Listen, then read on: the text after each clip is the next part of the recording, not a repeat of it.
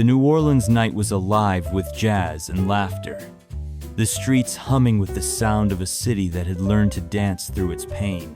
Marcus Evans walked through Bourbon Street, the neon lights reflecting off puddles from an earlier rain, the air thick with the scent of fried food and cheap whiskey.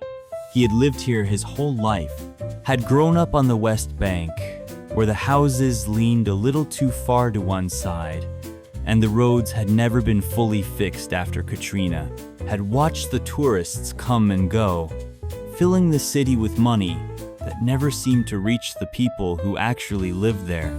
And now, at 29 years old, he had finally made it to where he always dreamed. A chef. Not just any chef, the executive sous-chef at one of the most expensive restaurants in the French Quarter, Brennan and Will's. A place where the wine glasses were polished twice before hitting the table, where the servers wore pressed black suits, and where the people in the kitchen, they looked a whole lot like Marcus. And the people at the tables? They didn't. Marcus had worked for this, had spent years in culinary school, balancing classes with overnight shifts at diners, working his way up from dishwasher to line cook to sous-chef. And when he got the job at Brennan and Will's, he thought maybe this time, it'll be different. Maybe in this kitchen, he wouldn't have to work twice as hard to prove himself. Maybe in this place, he would be seen as a chef first, a black man second. But he had been wrong. It started with Chef Andrew Carlisle, a man with Michelin stars on his resume and racism in his bones. Carlisle had handpicked Marcus for the job, praised his skill, called his cooking exceptional. But once Marcus was in the kitchen, that respect turned to something else, something sharper, something that looked like praise, but felt like control. Carlisle would call on Marcus to demonstrate techniques, but only when investors were in the room, would compliment his flavors but take the credit for himself, would let him cook the most complicated dishes, but somehow never let him touch the menu. And Marcus, he let it slide because he knew the game, because he told himself that talent would win out, because he thought that if he just kept his head down, kept working, kept proving himself, one day, Carlisle would have to acknowledge him, have to respect him, have to let him in. But then came the tasting event, and Marcus finally understood. Some doors weren't meant to be open. It was a Friday night, a private event for big-name food critics and investors. Marcus had spent days preparing the menu, had created a Disha Creole seafood bisque with smoked paprika and saffron, slow-simmered for 12 hours. It was, in his opinion, the best thing he had ever made. But when the night arrived, Carlisle made a last-minute change, replaced Marcus's dish with his own, didn't say a word about it, didn't even acknowledge the switch, just acted like Marcus's work had never existed. And that was the moment when Marcus had to decide, swallow it or fight for what was his. He chose to fight. Marcus confronted Carlisle in the back kitchen. His voice was low, controlled. "Why'd you pull my dish?" Carlisle didn't even look up from plating. It wasn't the right fit. Marcus clenched his jaw. "You mean it wasn't your fit?" Carlisle finally turned, a smirk on his face. "Marcus," he said, "you're talented, but let's be honest, your style, it's not what these people are looking for." Marcus stared, because there it was, the truth, raw and exposed. Carlisle had never planned to let him shine, had always seen him as an assistant, not a chef, had wanted his skills but not his name. Marcus took a breath. "Then I quit." Carlisle blinked. For the first time, he looked surprised. "You sure about that?" he said. "This is your shot, Marcus. Walk away, and you'll never get another one." Marcus smiled. "Then I'll make my own." And just like Faith was done, the next morning, Marcus didn't sleep in, didn't waste time feeling sorry for himself. Instead, he went straight to work. He made calls, reached out to old friends in the industry, and by noon, he had a plan. A new vision. His own restaurant, not in the French Quarter, not in some whitewashed fine dining space where black chefs were just props in someone else's success story, but in his neighborhood, a place where the food was his, where the menu was his, where the legacy would be his. The grand opening of Evans & Company was 6 months later, a restaurant in the heart of the West Bank, serving the kind of food that had been passed down for generations. The kind of food that told a story. The critics called it bold, the community called it home. And Carlyle? He called once, tried to congratulate him, tried to say he always believed in him. Marcus didn't answer, because he didn't need Carlyle's approval anymore, didn't need anyone's permission, because now the table belonged to him. The air in Houston was thick with summer heat, the kind that made your shirt stick to your back before noon. Marcus Evans stood outside his new restaurant, Evans & Company, watching as the morning sun painted the glass windows gold. It had been a year since New Orleans, since he had walked away from Brennan and Wills, since he had built something that was his. But now, Houston was calling. The city was bigger, the market was wider. And Marcus? He wasn't done yet. He had come here to expand, to open his second location. But what he didn't know, what he couldn't have known, was that Houston had its own rules. And this time, the fight wouldn't just be in the kitchen. The location was perfect. An old warehouse in Midtown, just waiting to be transformed. The contract was ready. The investors were lined up. And the city was watching. Because a black chef, an independent restaurant owner, expanding this fast? Some people weren't happy about that, and Marcus was about to find out just how deep that resentment went. It started with the inspections. At first they were normal. Health department, fire code, electrical. But then they kept coming and coming. Every week, a new issue. One week, it was the ventilation system. The next, the wiring wasn't up to code. Then, a permit delay. Then, a new zoning regulation that didn't exist 2 months ago. Marcus knew the game, knew what this was. Knew that some people in Houston weren't ready to let a black-owned fine dining restaurant sit in the same spaces as the white-owned ones. Didn't want him in Midtown. Didn't want him competing. And definitely didn't want him winning. One afternoon, Marcus sat across from Victor Langston, the city official handling his permits. A white man in his 50s, smug, confident, the kind of man who spoke in circles so you'd never catch him saying anything outright. Marcus had been waiting for 30 minutes before he finally walked in. "Mr. Evans," Langston said, shaking his hand like he wasn't actively blocking his business. "What can I do for you?" "You can explain why my permits keep getting rejected," Marcus said. Langston sighed. "Marcus, can I call you Marcus?" "Number," Langston smirked. "Look, I admire what you're trying to do. Really, I do. But Midtown is tricky. Lots of legacy businesses here. A lot of people invested in keeping things a certain way." Marcus clenched his jaw. "You mean white?" Langston chuckled. Now, let's not make this about race." Marcus leaned forward. "It is about race."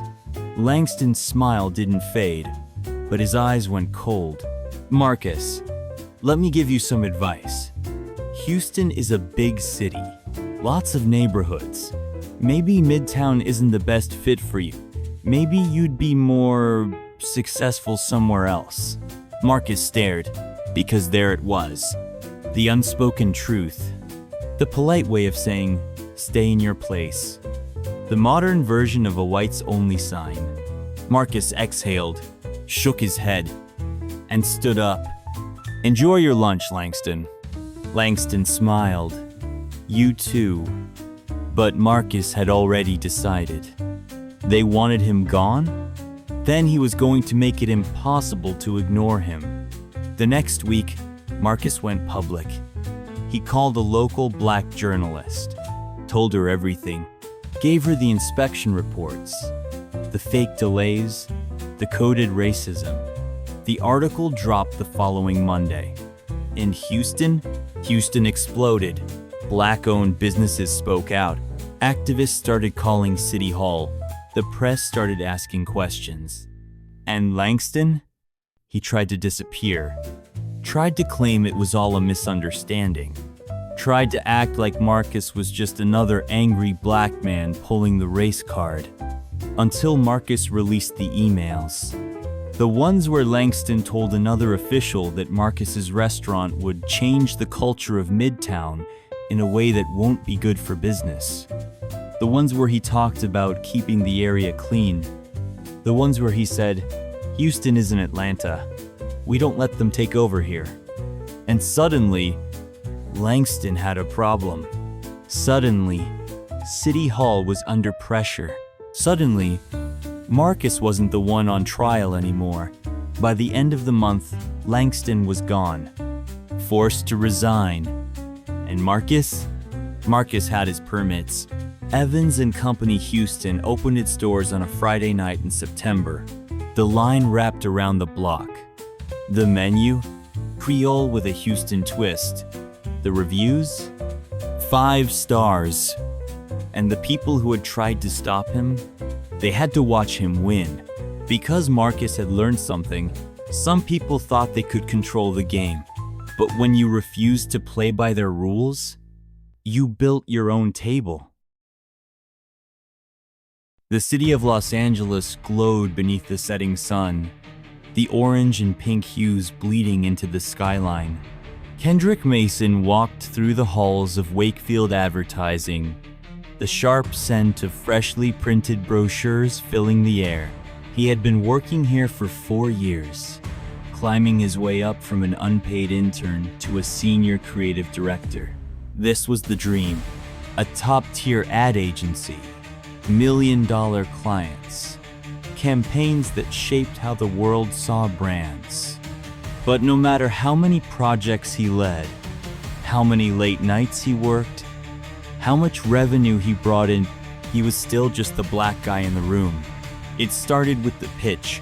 A luxury clothing brand was launching a new campaign, and Kendrick had spent weeks building the concept.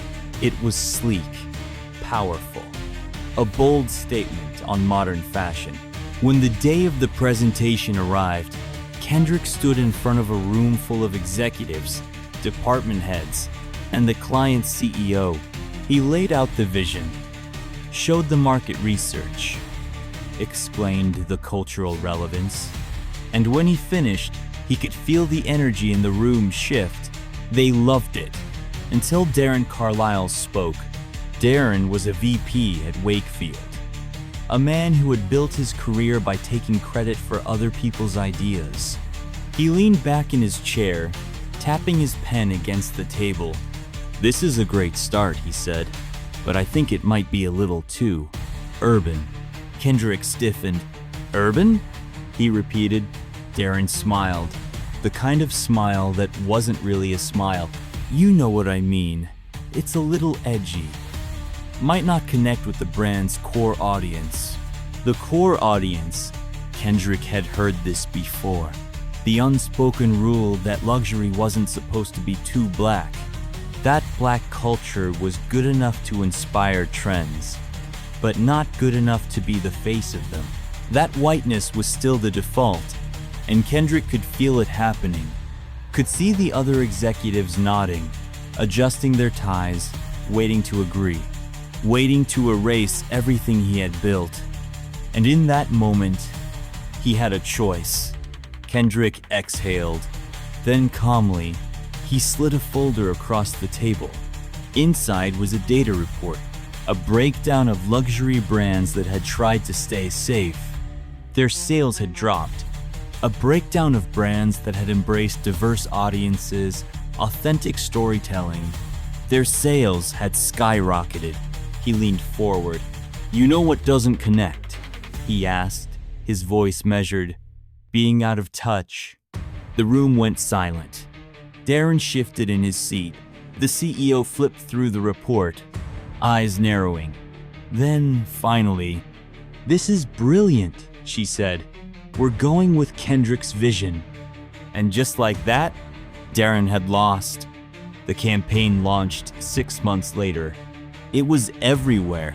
Billboards, magazines, digital ads with millions of views. It was sleek, powerful, and, most importantly, it was undeniably black. The world loved it, and Wakefield, they took credit for it. Darren stood in interviews, calling it a bold, innovative approach. The firm won awards. And Kendrick? His name was never mentioned. A week after the campaign's success, Kendrick walked into a company gala at an upscale rooftop venue in Beverly Hills. The room was filled with industry elites, executives in designer suits, champagne flutes clinking under crystal chandeliers. Kendrick wasn't there to celebrate. He was there because he had made a decision. He was leaving, but not before making sure they felt it. He walked up to Darren, who was laughing with a group of investors. Darren turned, flashing his usual smug grin. "Kendrick, glad you made it. Hell of a campaign, huh?" Kendrick smiled back. "It really was," he said. "And the best part?" Darren raised an eyebrow. "I don't work here anymore."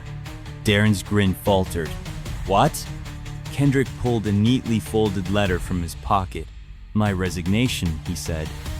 "Effective immediately." Darren blinked. "You're serious?" "Completely," Darren chuckled. But there was tension in his eyes. "Kendrick, man, don't do this. You've got a future here." Kendrick shook his head. "I have a future," he said, "just not here." And with that, he walked away. Because he was done making their brands look good, it was time to build his own. The next year, Kendrick launched Mason Creative, a marketing agency designed to amplify Black voices in advertising. His first campaign, a collaboration with a Black-owned sneaker brand, it went viral in a week. The second campaign, a luxury fragrance line featuring dark-skinned Black women in the main ads, not just as side characters.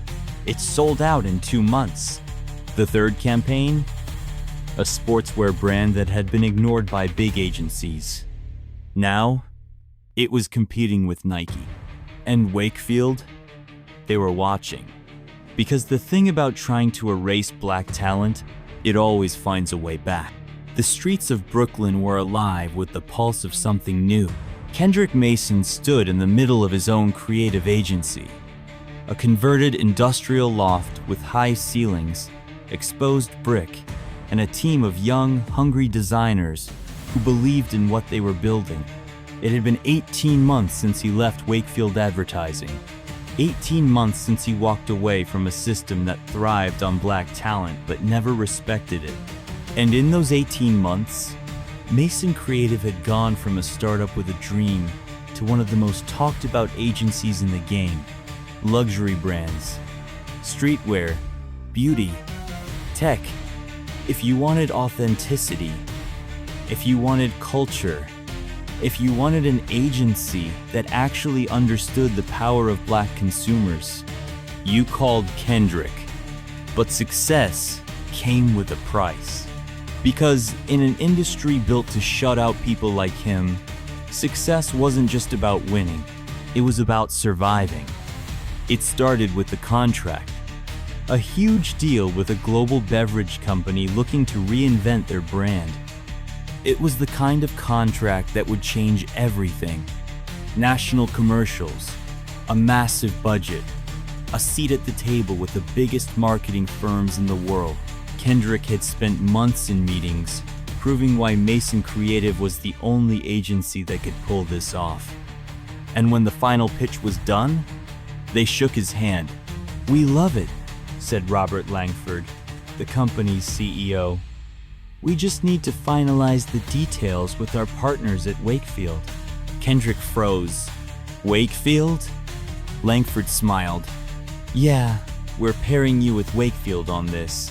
They'll handle the execution, you'll bring the culture." Kendrick felt something sharp in his chest. The same company that had stolen his work.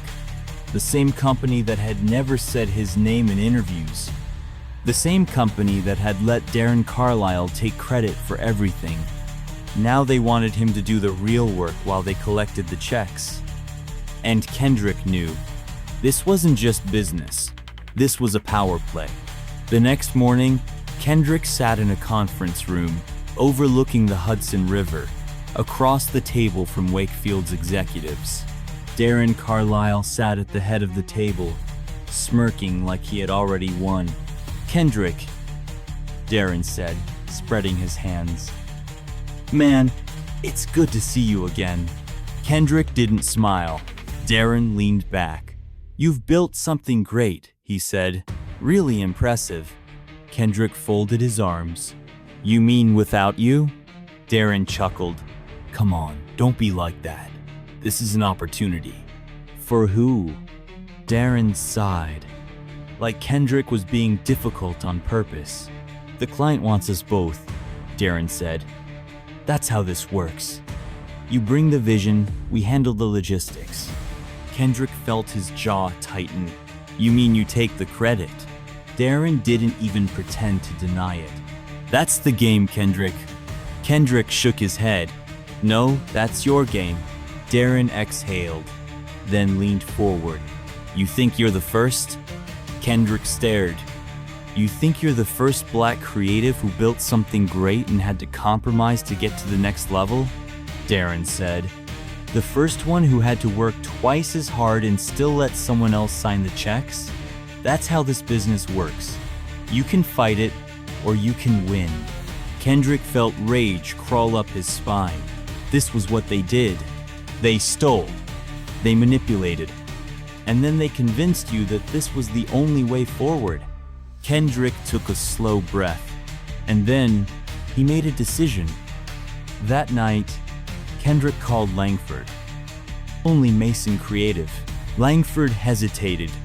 "I don't know if that's possible," he admitted. "Then we walk," Kendrick said.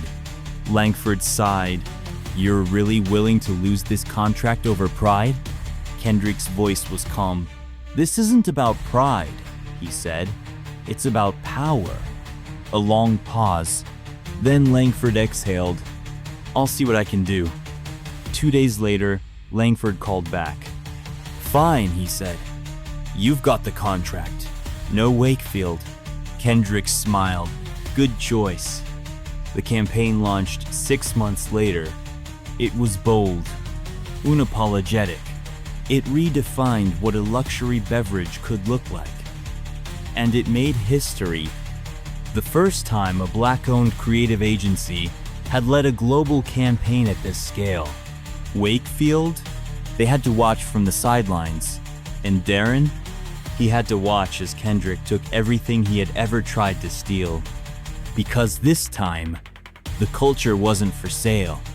The days passed in a blur of doctor visits, long nights, and quiet moments filled with unspoken words. But it didn't take long for Ruth to realize that Ashford hadn't changed. If anything, it had gotten worse. She saw it in the way the black-owned grocery store had closed down, replaced by a rundown gas station that charged twice as much for food. She saw it in the way the school her cousin's kids attended had textbooks from 20 years ago, while the all-white school across town had a brand new library. She saw it in the way people still lowered their voices when certain names were mentioned, as if racism only counted when it was shouted. And she saw it in the way Mr. Wilson's pharmacy still stood, its bright white sign untouched by time, as if the world outside its doors hadn't changed at all. She hadn't planned on stepping inside, but one afternoon, she found herself staring at the familiar storefront, her reflection staring back at her through the glass. The bell above the door jingled as she stepped inside. For a moment, nothing happened. Then, from behind the counter, a voice she hadn't heard in years. "Well, I'll be damned." Mr. Wilson looked older. His hair was thinner, his face more wrinkled, but his eyes still held the same sharpness she remembered. "Ruth Carter," he said, setting down the newspaper he had been reading. "Never thought I'd see you again." Ruth folded her arms, keeping her face neutral. "I didn't think I'd ever come back." Mr. Wilson chuckled. "No one ever does, but somehow, we all end up right where we started." She didn't respond. "How's your mother?" he asked. "She's sick," Ruth said simply. His expression softened, just a little. "I'm sorry to hear that." They stood in silence for a moment, the weight of the past pressing between them. "Still got folks coming in here who won't let a black girl serve them?" she asked finally. Mr. Wilson sighed. "Some things don't change." Ruth's jaw tightened. "Then maybe they should." He looked at her carefully. "You still got that fire in you, huh?" She held his gaze. "I don't know how to put it out." Mr. Wilson leaned forward, resting his elbows on the counter. "You ever think about coming back here for good?" Ruth blinked, caught off guard. "Why would I?" "Because people like you are the only ones who ever change anything." She laughed, but there was no humor in it. "People like me are the ones who get run out of town." Mr. Wilson didn't argue. But later that night, as she sat beside her mother's bed, watching her breathe, Ruth couldn't stop thinking about it. The next morning, she made a decision. She went to the town hall. She filled out the paperwork, and she bought the empty storefront down the road from Mr. Wilson's pharmacy. When people asked her what she was doing, she simply said, "Opening a clinic." The whispers started immediately. A black woman running her own clinic in Ashford? Unheard of, unacceptable. Some people laughed. Some people warned her to stay in her place. Some people said she would never last. But Ruth didn't care. She hired 2 black nurses from a nearby town. She stocked shelves with medicine that people in her neighborhood could actually afford. She offered free checkups for families who had never been able to afford a doctor. And slowly, people started coming. First, it was just a few mothers bringing their sick children, elderly men too proud to admit they needed help. Then more came. And more. The white folks in town weren't happy. She got threatening letters. The police inspected her clinic 3 times in 1 month, looking for a reason to shut it down. One night, she found a brick through her window, but she didn't stop. Because for every person who hated what she was doing, there were 10 more who needed her. And then, one evening, as she was locking up, she saw him. The little boy from all those years ago. He was older now, maybe 17, taller, stronger. He stood outside her clinic, hesitating. Finally, he stepped inside. "I don't know if you remember me," he said quietly. Ruth smiled. "I remember." He shifted on his feet. "My mama, she's sick, and we don't got money for a doctor." Ruth nodded. "Then let's see what we can do." He hesitated. She wouldn't want me coming here." Ruth met his eyes. "Then let's not tell her just yet." He exhaled, relieved. And in that moment, Ruth knew. Ashford hadn't changed, but maybe, just maybe, she was changing it. One patient at a time. But life had a way of pulling you back to places you swore you'd never return to. It started with a letter. The envelope was plain, no return address. Inside, a single sheet of paper. "They're trying to take it back. We need you." No signature, no details. But he knew what it meant. The diner. Isaiah had been gone for almost 10 years, but he hadn't forgotten the day he walked in and saw it black hands running the place where he had once been beaten just for sitting down. It was the only sign that Bell Hollow had changed. The only sign that maybe, just maybe, all the pain he had endured hadn't been for nothing. And now, someone was trying to take it back. Isaiah folded the letter and stared at the window of his small Chicago apartment. He should ignore it, but he already knew he wouldn't. The road back to Louisiana felt longer than he remembered. The trees loomed taller, their branches twisting together like skeletal fingers, reaching for something unseen. When he finally arrived, Bell Hollow looked the same. But something was different. The town was quiet. Too quiet. He parked outside the diner, the same spot where his father's truck had once sat. The building still stood, but the sign above the door had been torn down. The windows were covered in dust. The open sign flipped to closed. Isaiah's stomach clenched. He pushed open the door. Inside, it was dark. The chairs were stacked on the tables, the air stale, carrying the scent of something old, something forgotten. And then, a voice. "You shouldn't have come back." Isaiah turned.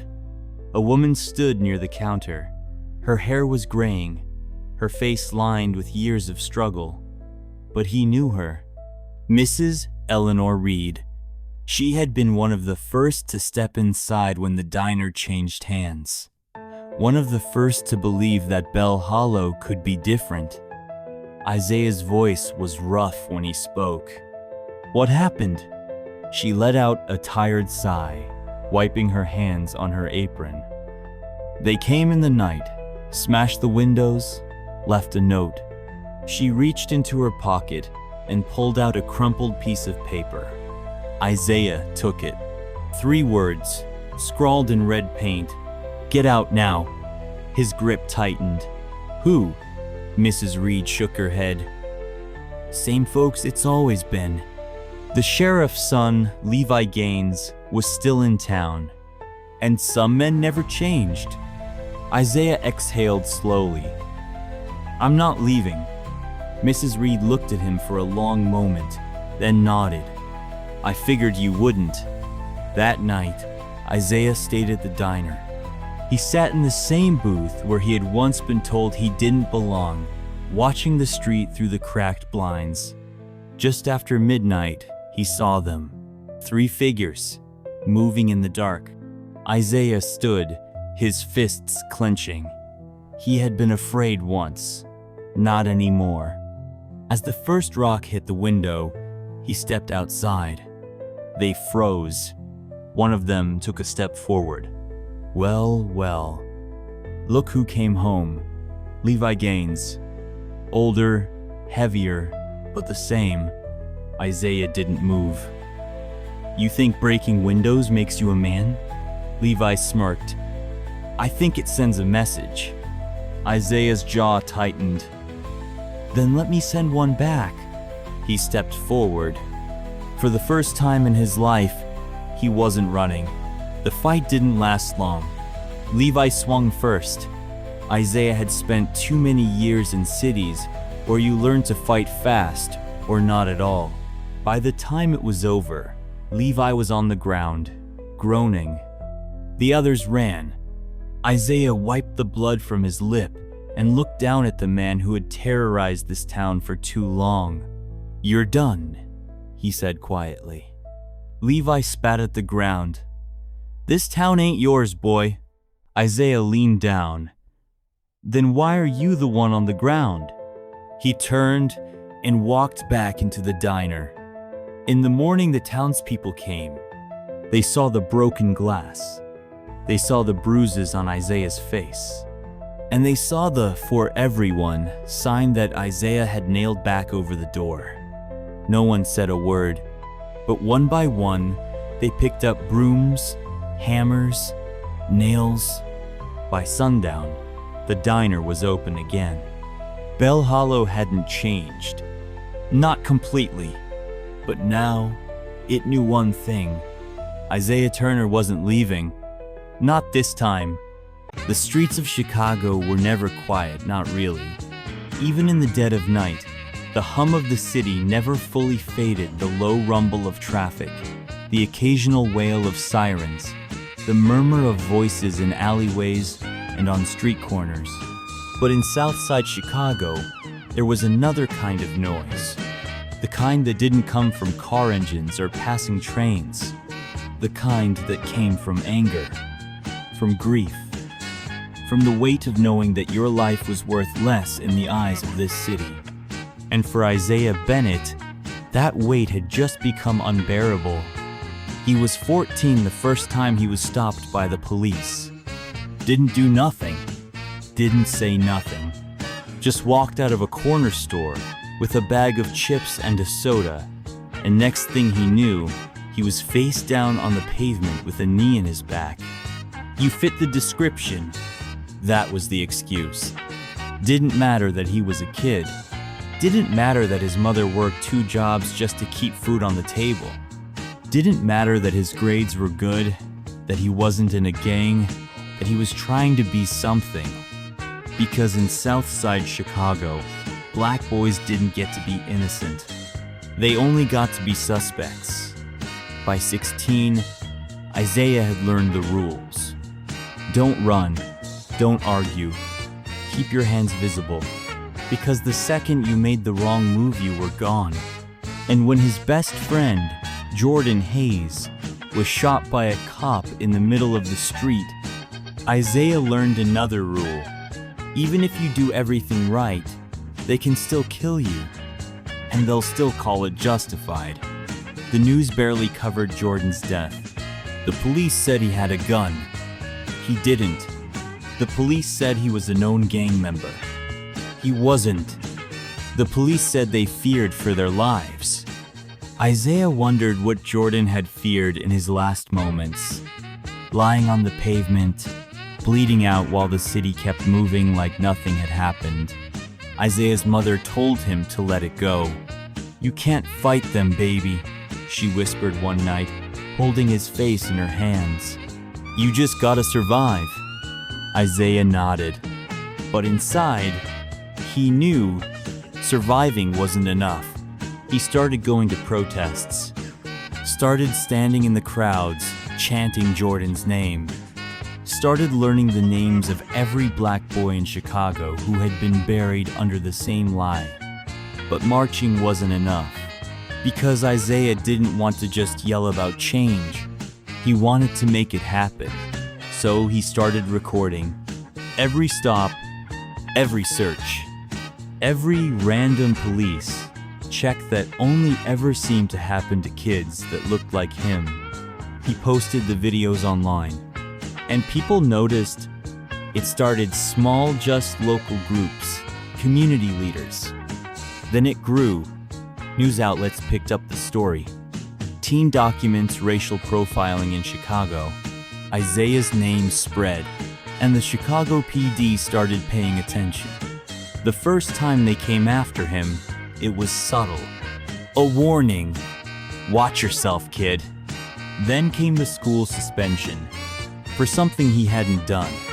Then the anonymous threats. Keep running your mouth and see what happens. But Isaiah had seen what happened when you stayed silent, and he refused to let fear be a muzzle. The breaking point came one night when Isaiah was walking home. It was late. Too late. The red and blue lights flashed behind him. A patrol car rolled up slow, like a predator sizing up its prey. "Hey, Bennett," the cop in the driver's seat sneered. Isaiah recognized him. Officer Daniels, the same cop who had killed Jordan, and No Way was smiling. "You look nervous." Isaiah was nervous because he knew how this worked, knew what happened to black boys on dark streets when no one was watching. So he pulled out his phone, started recording, and that smile on Daniel's face, it slipped because now the world was watching. They still arrested him, said he was being disruptive, said he was interfering with police business.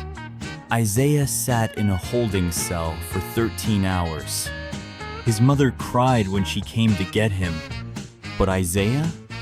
He didn't cry, because he knew they had just made a mistake. The video went viral, 10 million views in 2 days. Chicago teen harassed and arrested for filming police. The mayor had to respond. The police chief was forced to make a statement. And suddenly, the same city that had ignored Jordan's murder was now being forced to answer for its sins. The protests got bigger. Now, it wasn't just the South Side marching. Now, it was the whole city. And this time, Isaiah was at the front. Officer Daniels was put on administrative leave. Not fired. Not charged. Just paid to disappear for a while. It wasn't enough. It was never enough. So Isaiah kept pushing, kept posting, kept speaking. And he made them afraid, because they could kill one boy, but they couldn't stop a movement. Months passed, then the grand jury's decision came in. No charges. Daniels walked free, just like they always did. The city erupted. Isaiah stood in the middle of the protests, surrounded by thousands of people chanting Jordan's name. And as he looked around, he realized something. They hadn't won. Not yet. But this was bigger than one cop. Bigger than one trial. This was about every Jordan. Every name that had been turned into a hashtag. Every mother who had buried a child. Every black boy who had learned too young that the rules weren't made to protect him. So Isaiah made a decision. He wasn't just going to be an activist. He was going to change the system, run for office, rewrite the laws that had let Daniels walk free. And one day, they would say his name in history books, not as a victim, but as the boy who refused to stay quiet. The streets of Chicago had changed, but not enough. It had been 3 years since Isaiah Bennett first picked up his phone and started recording. 3 years since he had been arrested for nothing. 3 years since he had turned a moment of police brutality into a movement that had shaken the city. And now, he was running for city council, not just to make noise, not just to fight from the streets, but to rewrite the rules that had been used against him his entire life. But Isaiah had forgotten something. The system didn't just fight back, it swallowed people whole. And now, it was coming for him. The campaign had started small.